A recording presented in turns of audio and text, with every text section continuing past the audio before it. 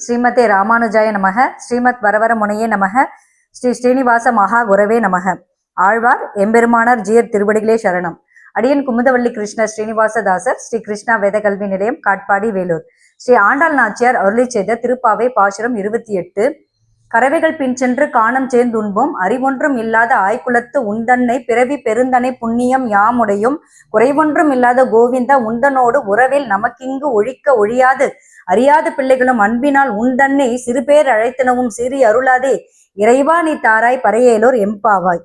இந்த பாசுரத்திற்கான விளக்கம்: ஆண்டாள் கோஷ்டியினரும் ஆயர்குல பெண்களும் இந்த பாவை நோன்புக்காக திருக்கோயிலுக்கு சென்று கண்ணனிடத்தில் அந்த பாவை நோன்புக்கான பரிசாக பலனாக என்ன கேட்கிறார்கள் என்றால், கண்ணனே அவர்களுக்கு வேண்டுமாம், கண்ணனே அவர்களுடன் ஐக்கியமாக வேண்டும் என்று கேட்கிறார்கள். அதுவும் எப்படி சொல்கிறார்கள் என்றால், நாங்கள் இந்த ஆயர்குலத்தில் பிறந்தவர்கள், எங்களுக்கு இந்த ஆச்சார நியமங்கள் எதுவும் தெரியாது.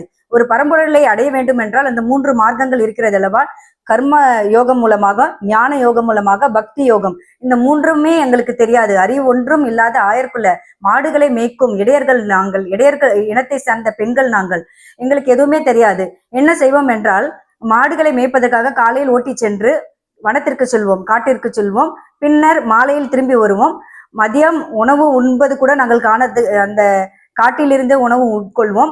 அது கூட பிரசாதமாக பகவானுக்கு படைத்து உண்ண வேண்டும் என்ற அறிவு கூட எங்களுக்கு தெரியாது. அந்த பக்தியும் தெரியாது. அதாவது வியர்வை வரும்போது குளிப்போம், பசி எடுக்கும்போது உண்ணுவோம். அப்படி அறிவு ஒன்றும் இல்லாத குலத்தில் பிறந்தவர்கள்.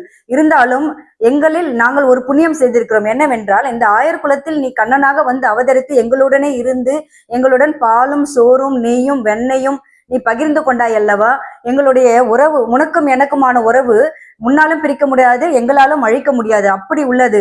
அந்த புண்ணியம், பெரும் பாக்கியத்தை நாங்கள் அடைந்தோம். எனவே அந்த ஒரு புண்ணியம் போதும் உன்னை அடைவதற்கு, அந்த பரம்பொருளை அடைவதற்கு என்று கூறுகிறார்கள். அதுவும் பகவான் எப்படிப்பட்டவன் என்றால், குறை ஒன்றுமே இல்லாத, அனைத்துமே நிரம்ப உடையவன். அந்த வேதத்தின் வடிவே பகவான். வேதம் என்பது மிகப்பெரிய அறிவு. எங்களுக்கு அறிவில்லை என்றால் என்ன? கண்ணா, அதற்கு பதிலாக எங்கள் குலத்தில் எங்களில் ஒருவனாக பிறந்த உனக்கு அவ்வளவு இந்த வையகத்திற்கு கொடுக்கும் அளவுக்கு ஞானம் இருக்கிறது அல்லவா? அது போதாதா? நீ பெரிய மேடு என்றால் நாங்கள் பள்ளம் போன்றவர்கள்.